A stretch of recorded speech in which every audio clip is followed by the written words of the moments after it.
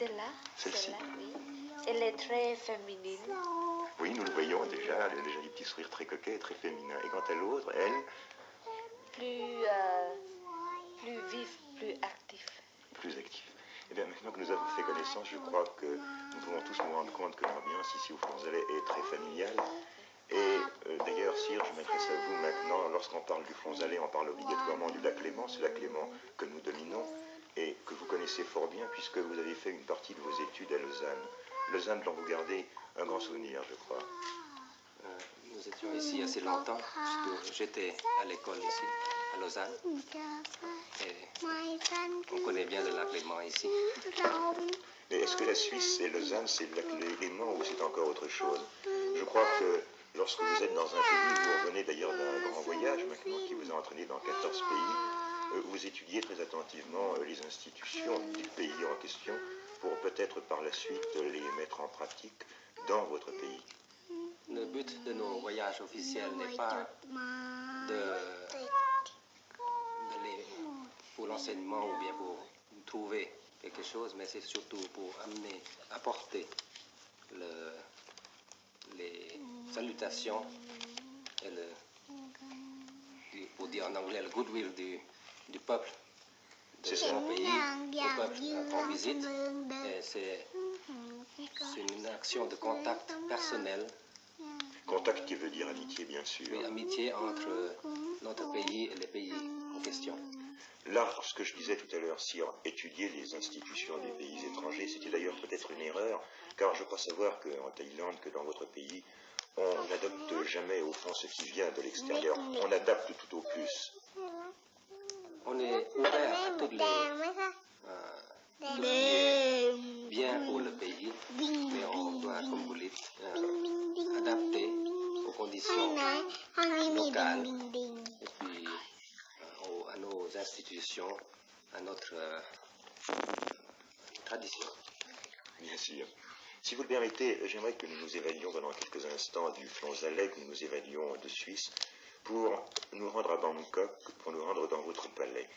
C'est peut-être très indiscret de vous poser cette question, mais enfin, comment commence la journée d'un roi? Mais je me lève.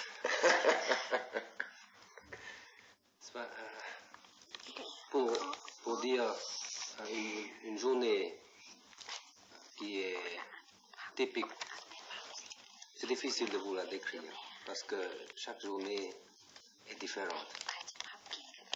J'ai un principe de ne pas tomber dans la routine et c'est toujours un peu différent tous les jours. J'imagine tout de même que pour vous, votre métier de roi vous demande d'assister très régulièrement à ce que nous appelons ici le Conseil des ministres. Or, le Conseil des ministres, c'est vous préoccuper principalement, je le sais, du sort de votre peuple. Non, le Conseil des ministres se réunit sous le Premier ministre. Je n'y assiste pas. Mais si je veux rencontrer certains ministres, il faut m'inviter à venir, ou bien plusieurs ministres en même temps, pour certaines questions. Quelles sont vos grandes préoccupations concernant par exemple la santé publique en Thaïlande? Car je crois savoir que justement la santé publique, c'est un des problèmes que vous vous efforcez de résoudre le mieux possible. La santé publique est un problème mondial, et parce que tous les gouvernements qui sont bons doivent s'occuper du bien-être du peuple, du pays. Et nous avons toujours fait, depuis bien des années, une campagne pour la santé publique, pour que le peuple puisse comprendre comment vivre. Oui, vous parlez du peuple qui est heureux. Et il est une chose remarquable d'ailleurs lorsqu'on parle de Thaïlande, c'est que lorsqu'on traduit ce mot de Thaïlande, on sait que cela veut dire terre libre, je ne me trompe pas, n'est-ce pas? Lorsqu'on parle de Bangkok, on parle de cité des anges, ce qui montre vraiment que votre pays est un pays heureux. Je crois probablement le plus heureux du sud-est asiatique. Comment l'expliquez-vous alors que vous êtes entouré au fond par des pays en agitation politique perpétuelle? C'est parce que nous gardons nos traditions, nous essayons de les consolider même, pour que le peuple puisse avoir quelque chose à quoi s'en tenir. Et nous avons aussi la religion qui est très ancrée dans le peuple. Oui, je crois savoir que la religion est une chose primordiale en Thaïlande. Et lorsque vous en parlez toujours avec une grande foi. Parce que je crois que c'est véritablement l'important, n'est-ce pas, dans notre pays. C'est très important parce que nous devons avoir un refuge pour pouvoir vivre, n'est-ce pas? Avoir un idéal et un moyen de vivre, une manière de vivre. Les grandes cérémonies religieuses, il y en a une chaque mois en tous les cas. Cela dépend de la saison. Et d'ailleurs, nos cérémonies religieuses proprement dites ne sont pas très luxueuses parce que la religion bouddhique n'a pas tellement de rites.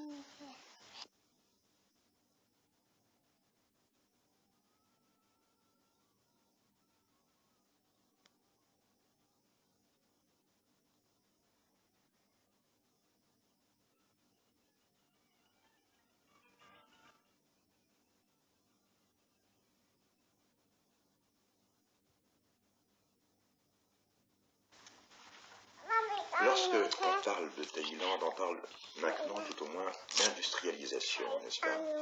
Quels sont les projets que vous avez concernant l'industrialisation de votre pays? Si je vous pose toutes ces questions maintenant, c'est que nous évoquions tout à l'heure ce conseil des ministres auquel vous n'assistez pas d'ailleurs, mais que nous évoquions au fond les problèmes sérieux qui sont les vôtres. Après, tout à l'heure, si vous le permettez, nous verrons l'autre côté, l'autre existence. Notre pays, jusqu'à un certain temps, est un pays surtout agricole. Et maintenant, il est encore agricole. Mais avec l'avancement de la vie, donc du coût de la vie s'augmente et puis que les gens veulent un peu plus de luxe, alors il faut beaucoup plus de revenus. Et l'agriculture ne peut pas apporter tant de bénéfices si rapidement. L'industrie est la seule solution. C'est pour ça que nous devons nous diriger vers l'industrie qui est très faisable chez nous. Mais lorsque vous parlez d'industrie, vous faites allusion à quoi? À la soie ou y a-t-il d'autres choses encore? Il y a déjà la soie depuis assez longtemps, mais plutôt du artisanal. Mais d'autres industries, plutôt de l'industrie légère, d'abord. Nous avons parlé de problèmes sérieux aussi. J'aimerais maintenant que vous nous montriez qu'un roi est aussi un homme et qu'il y a certains moments dans son existence où il veut se délasser, il veut avoir des loisirs. Quels sont vos loisirs? Il y a les sports, la musique. Les sports, quels sports pratiquez-vous? À Bangkok, je pratique le badminton, la nage, aussi quelquefois le ski nautique dans la mer. On peut pratiquer le ski nautique à Bangkok, bien sûr. C'est très en vogue et chez nous, je crois que les gens aiment beaucoup ça parce que c'est pratique. Et en dehors du ski nautique, y a-t-il d'autres sports que l'on pratique? Ici, je ne fais plus allusion même aux sports que vous pratiquez, mais que le peuple thaïlandais aime à pratiquer. Y a-t-il un sport national là-bas? Il y a plusieurs sports. Le cerf-volant, vous allez peut-être sourire, mais le cerf-volant est un sport. Comment est-ce que ça se passe? Il y a deux camps avec deux sortes de cerfs-volants et ils font la bataille pour descendre l'autre. Alors c'est celui qui monte le plus haut qui a gagné? Non, c'est pas celui qui monte le plus haut, c'est celui qui amène l'autre et qui descend l'autre dans le territoire ami. Profitons, si vous le voulez bien, sire, de regarder ces cerfs-volants thaïlandais pour laisser s'esquiver les princesses royales qui sont probablement fatiguées par cette conversation de grandes personnes. Et puisqu'en parlant cerf-volant, nous évoquons le sport, veuillez peut-être nous dire si, dans votre pays, il en existe d'autres du même genre, qui soient aussi des sports nationaux. Il y a bien un autre sport qui ressemble un peu à tout ce que vous voulez. C'est-à-dire, ça peut devenir un volleyball ou bien juste un jeu d'adresse. C'est le takraw. On joue avec une balle de rotin de cette grandeur environ. Et on emploie tout excepté les mains pour l'envoyer à l'autre. Ça se joue à plusieurs personnes. Alors avec le pied, on Avec joue le avec pied, la tête, la enfin, avec ce qu'on veut, tête, mais avec le- interdit d'y mettre la main. Interdit de l'attraper avec C'est la ça. main. Donc, on peut jouer comme un volleyball ou bien comme un petit peu comme le tennis, avec plusieurs personnes d'un côté et de l'autre, et on se l'envoie par-dessus le filet. Y a-t-il des compétitions interclubs qui sont organisées? On commence, oui, maintenant. D'après ce que vous êtes en train de nous dire, le Thaïlandais est très souriant et aime beaucoup s'amuser. Ils aiment s'amuser parce que c'est bien de s'amuser et de faire des sports, mais ils travaillent aussi. Oui, je le sais. Si nous parlions de vos distractions, et nous avons été amenés à parler du sport d'une façon plus générale, mais j'aimerais malgré tout que nous en revenions à vos distractions. Vous parliez de musique tout à l'heure. Or, nous savons que pour vous, la musique, ça n'est pas seulement en jouer, mais que c'est aussi en composer. Depuis quand est-ce que vous vous êtes intéressé à cet art? De composer ou de jouer? Enfin, je pense de jouer pour commencer. De jouer, j'ai commencé quand j'avais à peu près 15 ans à jouer. Et Et de quel instrument jouiez-vous à 15 ans? j'ai commencé à apprendre le saxophone. Et après, j'ai essayé un peu tous les autres instruments par curiosité. Et vous en êtes venu tout doucement à la composition. La composition, parce qu'il y a un ami, un cousin, qui composait lui. Et il ne savait pas une note de musique, mais il composait des chansons. Alors il m'a demandé pourquoi est-ce que vous ne composez pas aussi. Alors j'ai essayé. Et c'est assez intéressant. Quelle était la première mélodie que vous composiez? Car il y en a eu beaucoup, je sais. Mais la toute première, vous vous en souvenez? La première mélodie n'est jamais sortie, parce que c'était quelque chose qui n'allait pas. Mais les autres, elles, sont sorties, c'est-à-dire ont été diffusées dans le monde entier. Et ensuite, la deuxième mélodie que j'ai composée, j'ai donné à ce cousin à faire les paroles. Et puis, c'est sorti un bal de charité à Bangkok. Et comment s'appelait cette mélodie? En anglais, c'est Love as Sundown. Je crois que lorsque vous prononcez ce titre, immédiatement des sourires se dessinent chez les personnes qui sont en train de vous regarder, parce que ce sont des titres qui sont devenus des titres connus. Je pense entre autres à Wen, dont vous êtes le compositeur, je crois, à Alexandra, et à d'autres. Et il y en a beaucoup comme ça. Vous composez souvent dans la journée ou dans le mois? Y a-t-il des moments qui sont réservés à la composition? Non, ce n'est pas... C'est l'inspiration qui vous guide. Ce n'est pas à des moments fixés. Et comme je vous l'ai dit, ma journée n'est jamais fixée presque. Parce que, surtout, le travail de roi, c'est un petit peu 24 jours par jour, parce que n'importe quand on est roi. Vous parlez du travail d'un roi, sire. Est-ce que c'est un travail qu'on exécute quelquefois avec difficulté parce qu'on se sent seul? Parce que, bien sûr, lorsqu'on parle de travail, lorsqu'on parle de métier, il y a peu de rois sur Terre et il y a peut-être un petit sentiment de solitude quelquefois qui vous étreint, non? Enfin, c'est un métier, oui, comme vous dites. D'être roi, ça peut être un métier qui est un peu spécial, parce que il n'y a pas de traité sur la manière d'être un roi pour étudier. Mais en résumé, c'est un métier dont il faut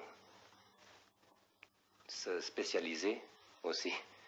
Mais il faut savoir un peu de tout pour pouvoir comprendre tous les problèmes qui peuvent arriver dans tous les domaines. Autrement dit, vous parliez de spécialisation. Je pense que cette spécialisation commence très tôt, très jeune. Et tout à l'heure, vous nous présentiez vos enfants, disons 2 d'entre eux, car je crois savoir que vous avez 4 enfants. Leur éducation doit représenter malgré tout un problème pour les préparer à leur future tâche. Pour mes enfants, nous avons nous avons considéré le problème. C'est un grand problème parce qu'ils doivent en même temps être des enfants ordinaires, c'est-à-dire qu'ils soient heureux, qu'ils soient souriants et qu'ils s'amusent, et qu'ils aillent à l'école, qu'ils apprennent leurs leçons. Et à part ça, il y a encore leur position de prince, et même dans des pays les plus démocratiques comme la Suisse, le mot de prince ou de roi a un charme assez particulier et assez spécial. On ne les considère pas comme des êtres humains ordinaires. C'est ça qui est difficile. Parce que les petits, ils sont des enfants, des humains, mais on les considère comme des princes.